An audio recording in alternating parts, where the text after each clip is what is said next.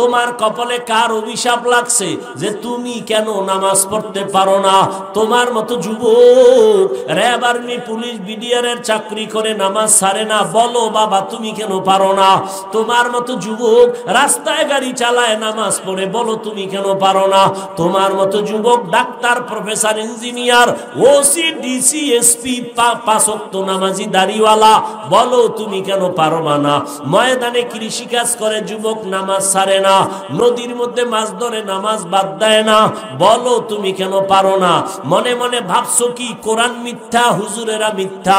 একটা প্রমাণ যদি দিতে পারো এখন দাড়ি কেটে ফেলবো, প্যান্ট শার্টটাই লাগাইয়া তোদের মতো নাচ গান করবো। আর যদি বলো না না পারবো না হাফিজ ভাই, আমরাই ভুলের মধ্যে আছি, তোমরাই সঠিক, আমি বলবো তাহলে ঝগড়া নাই, দুটো পা আগাইয়া দেও, আমি তোমার পায়ে হাত রেখে বলবো দাড়ি কেটে আর নবীরে কষ্ট দিও না, নামাজ বাদ দিয়া আমার আল্লাহকে বেজার করিও না রে যুবক, মনটারে বুঝাইও রে মন। আমার মতো যুবক জেনারেল লাইনে থাকিয়াও যদি নামাজি হয়, আমি কেন পারবো না? আমার কপাল কেন খারাপ? আমার উপরে কার যেন বরদোয়া লাগছে, অভিশাপ লাগছে। এখনো সময় আছে, তওবা করো, মা বাবার দোয়া নিয়ে চলো। ও পর্দার আড়ালের আম্মা জানেরা, বোনেরা, এতক্ষণ আপনাদের সন্তানদের যা বুঝাইলাম, আপনারা যদি চেষ্টা দোয়া না করেন সম্ভব না। এই দুনিয়ায় ভালো ভালো সন্তান আসছে মায়ের কারণে, মায়ের অবদান। এরে মা, আপনার মতো মায়ের দোয়াই তো এ জীবনের সফলতার কারণ। এরে আম্মা জান, আপনারা যদিও নবী না, সাহাবা না, সাহাবায়ে কেরামের মায়ের মতো মা, আপনারা নবীদের মায়ের মতো দামি, হাফেজে কোরআনের মায়ের মতো দামি, আপনারা তো আয়েশা রাদিয়াল্লাহু আনহার মতো দামি নারী, ফাতেমা রাদিয়াল্লাহু আনহার মতো দামি নারী, খাদিজা রাদিয়াল্লাহু আনহার মতো দামি নারী, আপনারা তো ইসমাইল নবীর মা হাজেরা আলাইহা সালামের মতো দামি নারী, আপনারা তো ঈসা নবীর মা মারিয়াম আলাইহা সালামের মতো দামি নারী। এই দুনিয়াতে আল্লাহর এক বড় দুশমনের নাম ফেরাউন। জানেননি ওই বেঈমানের স্ত্রীর নাম কি? এরে পর্দার আড়ালের আম্মা জান, আসিয়ার মতো বান্দি বেঈমান ফেরাউনের ঘরে থাইকা আল্লাহর এত পেয়ারা হইয়া গেছেন। রহমতের নবী বলেন কিয়ামতের দিন ওই আসিয়ার সাথে আমি মুহাম্মদের বিবাহ হয়ে যাবে। এরে আম্মা জান, এত বড় টাকাওয়ালা ফেরাউন, ক্ষমতাওয়ালা, নিজেরে খোদা পর্যন্ত দাবি করলো, এত বড় টাকাওয়ালার ঘরে থাকিয়াও আমার আল্লাহ কে আসিয়া ভুলি নাই, টাকার দিকে তাকায় নাই, ক্ষমতাকে লাথি মারিয়া আসিয়া আমার আল্লাহর পেয়ারা হয়ে গেলেন। ওরে আম্মা জান, আপনার স্বামী তো ফেরাউনের মতো খারাপ না, আপনি কি পারতেন না স্বামীর জন্য নামাজ পড়ে পড়ে দোয়া করতে, আর বলতেন হে আল্লাহ আমার স্বামী দিন নাই রাত নাই কষ্ট করে আমাদের জন্য। কোন স্বামী নিজের জন্য কষ্ট করে না, সন্তান আরামে থাকবে, বিবি আরামে থাকবে, তাদের জন্যই কষ্ট করে। নিজে না খাইয়া থাকলেও কষ্ট পায় না, সন্তান যদি না খাইয়া থাকে আর চোখে ঘুম আসে না।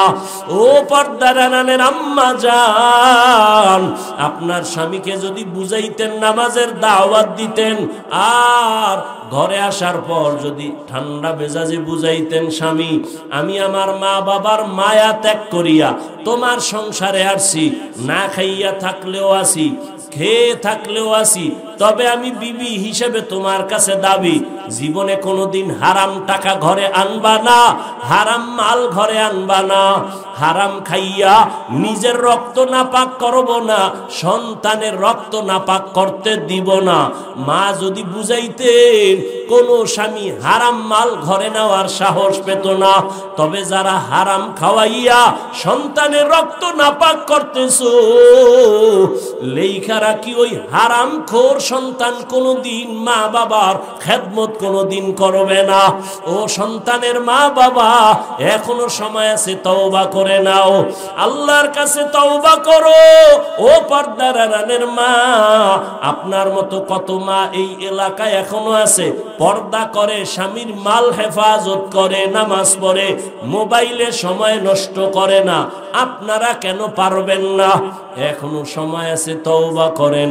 আল্লাহকে বলেন, হে আল্লাহ, মরিয়া গেল নামাজ ছাড়বো না, বেপর্দায় চলবো না, স্বামীর মাল হেফাজত করব, খেয়ানত করব না, সন্তানগুলোকে আদর্শ ডাক্তার বানাবো, আদর্শবান ইঞ্জিনিয়ার বানাবো। ও আমার যুবক বাবারা, ওই মা বাবার দোয়া নিয়ে সামনে আগাও, পেছনে গুনার থেকে তওবা করো। ওরে জীবনে তো গুনাহ কম করো নাই, মুসলমান হিসাবে আরো কি করবা? এ যুবক, সারা রাত মোবাইল চালায় গুনাহ তো কম করলা না, জীবনে তো দাড়ি কম কাটলা না, নামাজ কম সারলা না, আরো কি দাড়ি কাটার পরে তোমার আশা পূরণ হবে? এর আগে কি তুমি তওবা করবা না? আরো কি তুমি পার্কে পার্কে ঘুরবা, এরপরে তোমার আশা পূরণ হবে? এখনো কি তওবা করবা না? তবে এটাও সত্য, আল্লাহ কপাল যদি খুলিয়া দেয়, নবীকে জবাই করতে আসিয়াও ওমর কালেমাওয়ালা হয়। আর কপাল যদি পুরিয়া যায়, ফের আবু জাহাল নবীরে 13 বছর দেখিয়াও কালেমা পড়ে না। জানি না কার কপাল ভালো কারটা খারাপ। ওমরের মতো যদি কপালওয়ালা হইয়াই বসো, এখনো সময় আছে। মনে মনে আমার আল্লাহকে বলো, তওবা করো, হে আল্লাহ, জীবনে তো কম নামাজ ছাড়লাম না, দাড়ি কম কাটলাম না, বেপরদায় কম চললাম না, গুনাহ করেছি, আর গুনাহ করব না, নামাজ ছাড়বো না, দাড়ি কাটবো না, বেপরদায় চলবো না, মা বাবারে কষ্ট দিব না, শিক্ষকের সাথে বেয়াদবি করব না, ওলামায়ে কেরামের দোয়া নিয়া, পরামর্শ নিয়া, নবীজির তরিকা মেনে চলবো। ও আল্লাহর বান্দারা, তওবা করার মতো যদি করতে পারো, অন্তর তৈরি হয়। মরিয়া গেল আর নামাজ ছাড়বা না, কয়দিন আর দুনিয়ার বাহাদুরি? চোখের সামনে শুধু যুবকের লাশ আর লাশ, করোনার ভেতরে লাশ, ওই ছাত্র জনতার আন্দোলনে যুবকের লাশ, গাড়ির নিচে পানির নিচে যুবকের লাশ, ঘুমের বিছানায় যুবকের লাশ। এখনো কি আর ফিরবা না? অন্তর যদি ভালো থাকে, গুনাহ তো কম করো না, এখন তওবা করো। আল্লাহকে বলো, হে আল্লাহ, আর নামাজ ছাড়বো না, দাড়ি কাটবো না, বেপরদায় চলবো না। মা বাবার দোয়া নিয়া, শিক্ষকের দোয়া নিয়া, উলামায়ে কেরামের পরামর্শ নিয়া, নবীজির তরিকা মেনে চলবো। তওবা করার মতো যদি কারো অন্তর তৈরি হয়, মুনাফিকি না থাকে, খাঁটি তওবার নিয়ত যাদের আছে, দুটো হাত আল্লাহকে দেখাইয়া দাও। আশহাদু আল্লা ইলাহা ইল্লাল্লাহু ওয়াহদাহু লা শারীকা লাহু লা জিদ্দা লাহু ওয়া লা নিদ্দা লাহু ওয়া লা মিসলা লাহু। ونشهد أن سيدنا ومولانا محمدا عبده ورسوله أرسله بالحق بشيرا ونذيرا وداعيا إلى الله بإذنه وسراجا منيرا. اللهم صل على محمد النبي الأمي وعلى آله وسلم تسليما. وبعد، فأعوذ بالله من الشيطان الرجيم.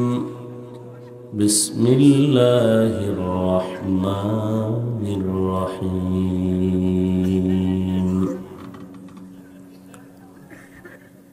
يا أيها الذين آمنوا اتقوا الله وقولوا قولا سديدا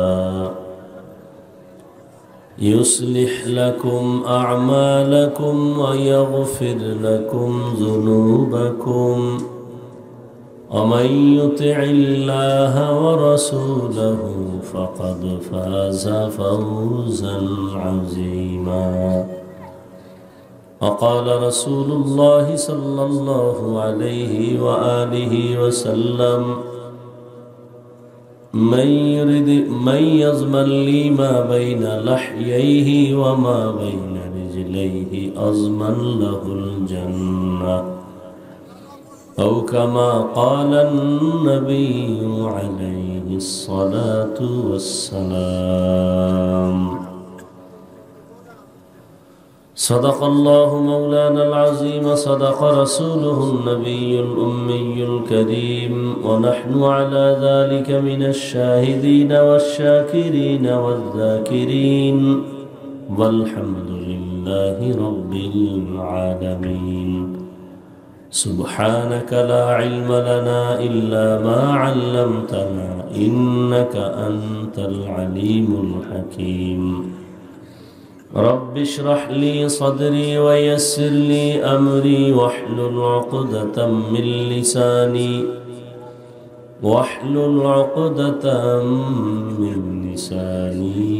يفقه قولي حقیقت کھل جائے گی بوقت امتحان تیرے حقیقت کھل جائے گی بوقت امتحان تیرے کہ سستی میں یا محنت میں گزاری زندگی تو نے محمد نے آ کر کفر کو مٹایا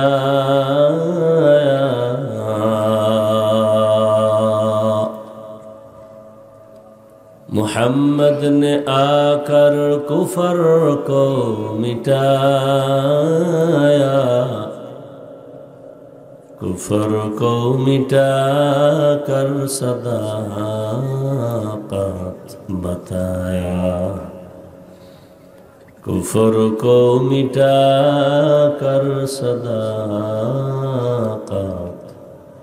بتایا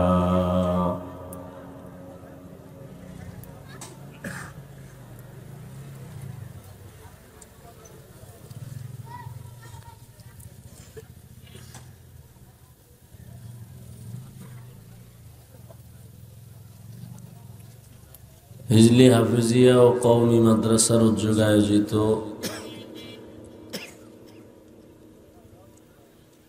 ওয়াজ মাহফিল ও হালকা জিকির সভাপতি আলহাজ মোহাম্মদ আইয়ুব আলী মাস্টার সাহেব, প্রধান অতিথি আলহাজ অধ্যক্ষ আনোয়ারুল ইসলাম আনু সাহেব,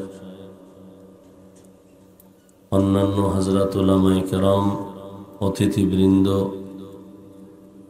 অত্র অঞ্চলের বিভিন্ন স্থান থেকে আগত আল্লাহ পাকের আশিকিন, জাকিরিন, শাকিরিন, মুহিব্বিন, মুরব্বিয়ান আযম, কলিজার টুকরা আমার সমবয়সী যুবক বন্ধুগণ, স্নেহের ছোট ভাই, পর্দার আড়ালে মা বোনেরা, আল্লাহ পাকের দরবারে শুকর যে আল্লাহ পাক আমাদেরকে সুস্থ রেখেছেন এবং পৃথিবীর শ্রেষ্ঠ মজলিস উলামায়ে আহলে হকের এই মজলিসে, গুনাহ মাফের মজলিসে, তওবা কবুলের এই মজলিসে আমাদেরকে হাজির হওয়ার তৌফিক দান করেছেন। নেয়ামতের শুকর আদায়ার্থে ইমানের আওয়াজকে উঁচু করে কাওয়াজে উচ্চ কণ্ঠে দিল থেকে জবান খুলে সকলেই পড়ি আলহামদুলিল্লাহ। দরুদ ও সালাম সৈয়দুল মুরসালিন রাহমাতুল লিল আলামিন শফিউল মুজনিবিন খাতামুন নবিয়্যিন সৈয়দুস সাকালাইন ইমামুল মুরসালিন শফিউ আযম রাসূল আকরাম রহমত আলম নবিয়ুল আরব আল আজম হাবিব কিবরিয়া আশরাফুল আম্বিয়া সৈয়দুল আম্বিয়া শফিউ মাহশর সাকি কৌসর আকা ইনামদার মদিনা का ताजदार आफताब नबूवत फ़ख्र मौजूदात सय्यदुल मखलूक़ात हज़रत मुहम्मदुर रसूलुल्लाह सल्लल्लाहु अलैहि व आलिहि वसल्लमेর উপর সর্বোপরি শুকর যাদের অক্লান্ত পরিশ্রমের মাধ্যমে আজ সুন্দর আয়োজন, সময় পরামর্শ অর্থ দিয়ে দোয়া করে উপস্থিত হয়ে মাইক লাইট প্যান্ডেলের ব্যবস্থাপনার মাধ্যমে সহযোগিতা যারা করেছেন প্রত্যেককেই আল্লাহ পাকে খেদমতের বরকতে দুনিয়াতে শান্তি, পরকালে চিরমুক্তির ব্যবস্থা করে দিন। হযরত উলামায়ে কেরাম আলোচনা রেখেছেন, আপনারাও ধৈর্যের সাথে আলোচনা শুনছেন। উলামায়ে কেরামদের কথাগুলো সহি তরিকায় সকলকে আমল করার তৌফিক দান করেন। উলামায়ে হযরতের ইজ্জতকে আল্লাহ বেশি বেশি বাড়ায় নেন। লেখালেখির মাধ্যমে, বলার মাধ্যমে যারা আলেমদের বিরুদ্ধে আচরণ করে আল্লাহ এদের হেদায়েত দান করেন। আমি আপনাদের দোয়া নেওয়ার পাশাপাশি সংক্ষিপ্ত আলোচনার জন্য কোরআন হাকিমের সূরা আহজাবের 2 টুকরা আয়াতে কারিমা তিলাওয়াত করেছি। নবীজির হাদিস থেকে 1 টুকরো হাদিস পড়েছি। ইখলাস ও রুহানিয়াতের সমন্বয়ে সহি নিয়তে, সহি তরিকায়, সহি কিছু কথা আমাকে বলার মতো, আপনাদেরকে শুনবার মতো দয়াময় আল্লাহ তৌফিক দান করেন। ইয়া আইয়ুহাল্লাযীনা আমানুত্তাকুল্লাহ, আল্লাহ পাক বলেন, হে দুনিয়ার মুমিন, তোমরা তাকওয়া অর্জন করো তথা আমাকে ভয় করো।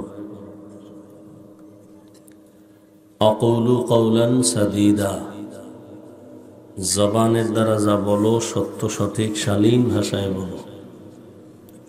ইউসলিহ লাকুম আমালাকুম, এর বরকতে তোমার ত্রুটিযুক্ত আমলকে আল্লাহ ত্রুটি মুক্ত করে কবুল করে নেবেন। ওয়াগফির লাকুম যুনুবাকুম, এবং তোমাদের জীবনের সমস্ত গুনাহ আল্লাহ মাফ করে দিবেন।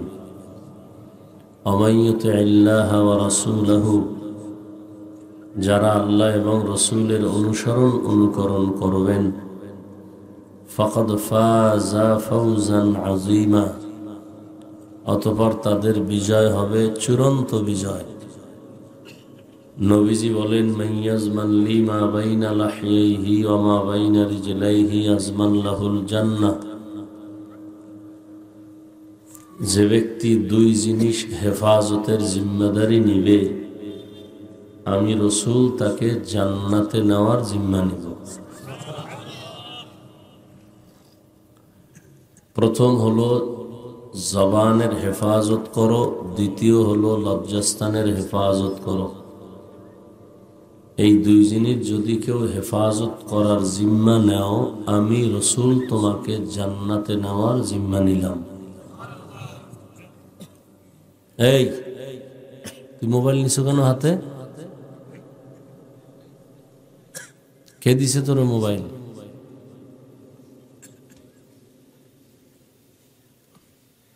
এই সন্তান কিভাবে বাপ মা নষ্ট করে? রসুল যে হাদিসে বলছে যে মা বাবা সন্তান নষ্ট বানায়, এই হলো প্রমাণ।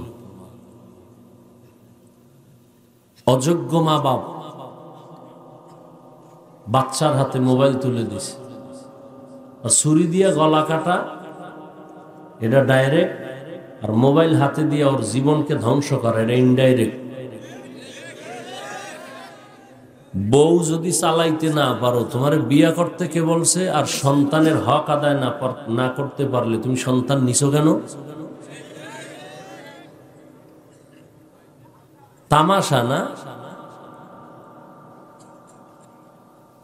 আল্লাহ হেদায়েত দান করুন। আমি অল্প টাইম কথা বলবো, শুধু সাবধান এবং খেয়াল করে 2টো কথা শুনবেন। আপনার থেকে আমি কোনো জবাব চাইলে আপনি দিবেন, তবে চিল্লাচিল্লি করবেন না, এটা মজলিসের আদব না। সব মজলিস চিল্লানোর মজলিস না, চিল্লানোর মজলিস আলাদা। এখানে কথা বুঝবেন, প্রয়োজন হলে জবাব দিবেন স্বাভাবিক ঠান্ডা আওয়াজে। আপনার এখানে চিল্লানোর কিচ্ছু নেই। আপনি ঠিক বললে এরপর আমার কথা ঠিক হবে, বিষয়টা কি এমন? আপনি ঠিক ঠিক বলেন কেন? ভদ্র মানুষের মতো চুপচাপ বসে বেহেশতের বাগানে বসছেন, আল্লাহ দয়া করে বসাইছেন। অতএব এখান থেকে যেন গুনাহ নিয়ে বাড়ি না জানি। আল্লাহ পাক হেদায়াতের দৌলত সবাইকে দান করেন।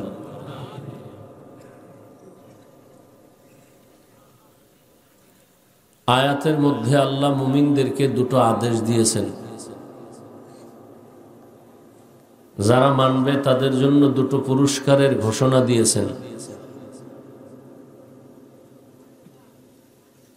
কিভাবে মানবেন, কার পরামর্শে চলবেন, এ বিষয়ে আয়াতের শেষে আল্লাহ পাক স্পষ্ট বলেছেন। আদেশ দিয়েছেন মুমিনকে, কোনো বেঈমানকে দেন নাই। প্রথম আদেশ, আল্লাহকে ভয় করো, তাকওয়া অর্জন করো। দ্বিতীয় আদেশ, জবানকে কন্ট্রোল করো, হেফাজত করো। এই দুইটা আদেশ কোনো বেঈমানকে দেন নাই কেন, শুধু মুমিনকে দিলেন কেন? এর সংক্ষিপ্ত জবাব হলো, জান্নাত শুধু মুমিন পাবে, আর কেউ পাবে না। জান্নাত কারা পাবে ভাই? শুধু মুমিন। তবে মুমিনরাও যে পাবে তা খুব কষ্ট হবে পাইতে। কারণ আপনারা অনেকে জানেন যে মুমিন, রসুল বলে গেছেন বনি ইসরাইলের দল হবে ৭২, আর নবীর উম্মতের আরো একটা বেশি হবে। এটা আর কখনো শুনছেন না? কথা বলেন, শুনছেন? তাহলে বনি ইসরাইলের যদি ৭২ হয়, আমার নবীর যদি আরো এক দল বেশি হয়, তো কয়টা হইল? নবী বলেন কুল্লুহুম ফিন্নার ইল্লা মিল্লাতান ওয়াহিদা, সব জাহান্নামে যাবে। এই ৭৩ দলের সবাই জাহান্নামে যাবে, একটা দল জান্নাতে যাবে। কিলা মান হিয়া ইয়া রাসূলুল্লাহ, সাহাবায়ে কেরামদের কেউ প্রশ্ন করলেন, ইয়া রাসূলুল্লাহ, সেই দলের পরিচয় কি?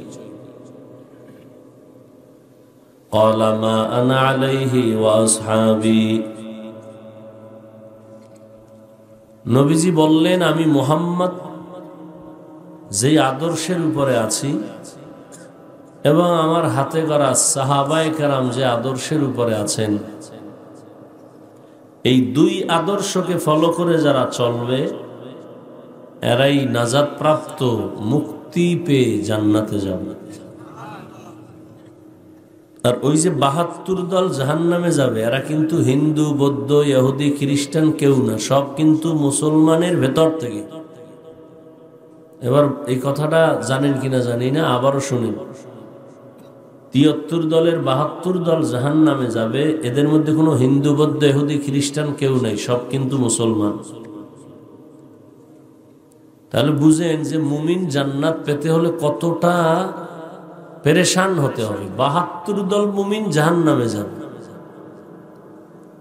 আর ওই যাদের নাম বললাম বিধর্মী, এরা তো বিনা হিসেবে জাহান্নামী। আর এক দল জান্নাতে যাবে, তাদের পরিচয় কি? তারা নবীও মানবে, সাহাবায়ে কেরামদেরও মানবে। যারা বলবে আমরা শুধু নবী মানি, সাহাবা মানি না, এরা মুমিন মুসলমান হলেও তারা ৭২ দলের অন্তর্ভুক্ত। তাহলে মুমিনকে আল্লাহ বললেন কেন? জান্নাত শুধু মুমিন পাবে, কোনো বিধর্মী, কোনো বেঈমান জান্নাত পাবে না। যদিও হাদিস শরীফে এক জায়গায় নবী বলছেন, পৃথিবীতে যত মানুষ আল্লাহ পাঠিয়েছেন, পাঠাবেন কিয়ামত পর্যন্ত, সবার নামে নামে জান্নাতে রেজিস্ট্রি করা আলাদা আলাদা বাড়ি আছে।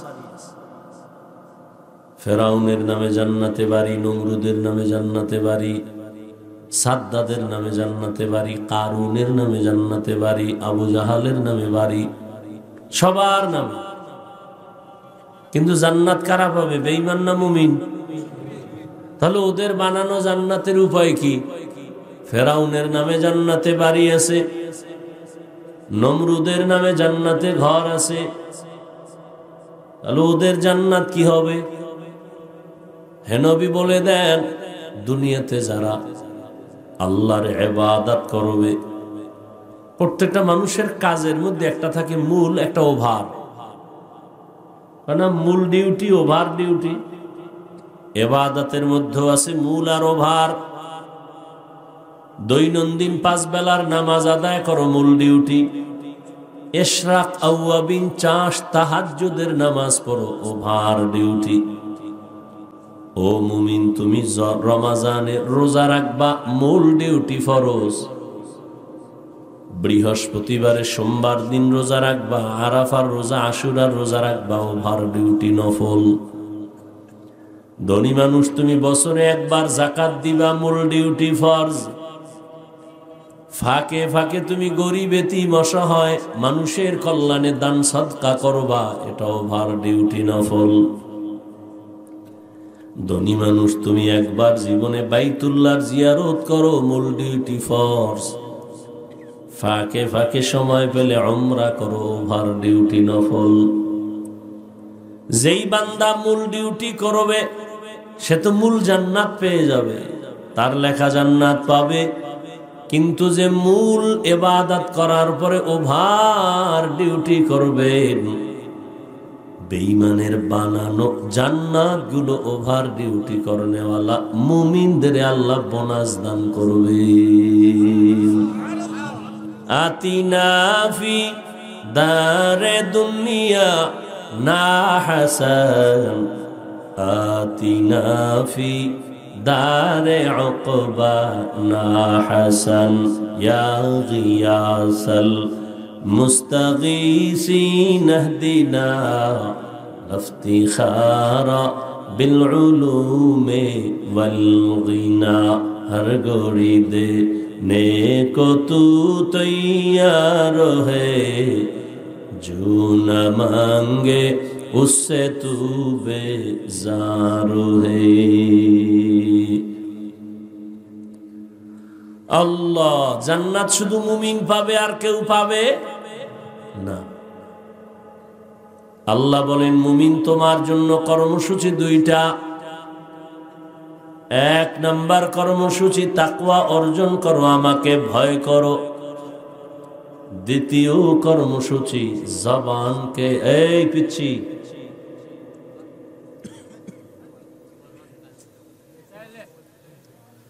জবানকে কন্ট্রোল করো। জবানকে কন্ট্রোল করার কথা আল্লাহ বলেছেন। হাত কন্ট্রোল করো, পা কন্ট্রোল করো, চোখ কন্ট্রোল করো। আল্লাহ কথা এখানে বলেন নাই কেন? জবান হেফাজত করো কেন বললেন? এর বলার এক কারণ হলো, জবান এটা পুরা বডির মধ্যে একটা আলাদা বড় দামি নিয়ামত, এক কারণ। আর এক কারণ হইল, এই জিহ্বা হলো মারাত্মক একটা অস্ত্র। কয় কারণ? 2 কারণ। নিয়ামত কেমন? বলে জবান এমন এক নিয়ামত, এই জবানের আওয়াজের দ্বারা পরিচয় আমি একজন মানুষ। জবানের আওয়াজের দ্বারাই তো পরিচয় আমি একজন আলেম। জবানের কথার দ্বারা পরিচয় আমার বংশ ভালো না খারাপ। আমার হাত পরিচয় দেয় না, চোখ পরিচয় দেয় না, জবান আমাকে পরিচয় দেয় আমি ভালো মানুষ না খারাপ মানুষ। জবান এমন একটা বড় নেয়ামত। এই যে মাউথ সামনে নিয়ে আমি কথা বলি, এই কথাগুলো মেশিন টেনে টেনে হর্ন দিয়া ইউনিটের মাধ্যমে কথাগুলো অনেক দূরে পৌঁছায়া দেয়। এই যে মেশিন এই কথা টেনে নিতেছে, দীর্ঘ টাইম এই মেশিন চলতে চলতে আর পারবে না, ফ্যানের বাতাস দিয়ে ঠান্ডা করা লাগবে। ওভার যদি চালাইতে থাকে, হঠাৎ করে মেশিনের মধ্যে আগুন লেগে যাবে, পুড়িয়া যাবে। জিহ্বা নামের মেশিন দিয়া দুনিয়াতে আসার থেকে আজ পর্যন্ত হাজার কোটি কোটি কোটি কথা সাপ্লাই দেওয়া হলো, একবারও তোমার জিহ্বা বন্ধ হয় নাই। কথা বলতে বলতে ঠোঁট ব্যথা করে, গাল ব্যথা করে, কপাল ব্যথা করে, কিন্তু কখনো আল্লাহর দেয়া জিহ্বা কখনো ব্যথা করে না, বড় নিয়ামত। মোবাইল হাতে নিয়ে কথা বলতেছেন, আপনার আপনজন প্রিয় মানুষ, লাগাতার কথা চলতেছে চলতেছে, ঘন্টা চলে যাচ্ছে, খবর নেই। হঠাৎ করিয়া মোবাইলের কথা কেটে গেল, লাইন ডিসকানেক্ট হয়ে গেল। মোবাইলের দিকে তাকাইলেন, কথা কেটে গেল কেন? নেটওয়ার্কের সমস্যা। তাকায় দেখেন না, ফুল নেটওয়ার্ক আছে, টাকা নাই, ব্যালেন্স নাই। চেক করে দেখলেন পর্যাপ্ত পরিমাণ টাকা আছে। তাহলে লাইন কেন কেটে গেল? নজর করে দেখছি চার্জ নাই, কমে গেছে। কি নাই? টাকাও আছে, নেটওয়ার্ক আছে, চার্জ নাই। দ্রুত পাওয়ার হাউসের থেকে চার্জ দিয়া মোবাইলকে ফুল করে নাও, আবার আনলিমিটেড কথা বলো, কোনো বাধা হবে না। জিহ্বা নামের মেশিনটা নাড়াইয়া কত জীবনে কথা বলছি। ও 40 বছরের মানুষ, 50, 60, 70 বছরের বান্দা, জীবনে তোমার জিহ্বা নাড়ায় নাড়ায় কত কথা তুমি বললা। 1 সেকেন্ডের জন্য এই জিহ্বা বন্ধ হলো না। একটু ভাবো, এই মেশিনের চার্জ কোথা থেকে আসতেছে? পশুকে আল্লাহ পাক ভালো মন্দ যাচাই করার জ্ঞান দান করেন নাই, আল্লাহ মানুষকে দিয়েছেন। ভাবো, এই জিহ্বা নামের মেশিন কে বানাইলেন? এই মেশিনের কে চার্জ দেয়? তুমি যদি ভাবতেই থাকো, হঠাৎ করে পরিচয় পাইবা এর মালিক একজন আছে, এখনো তারে চিনি না।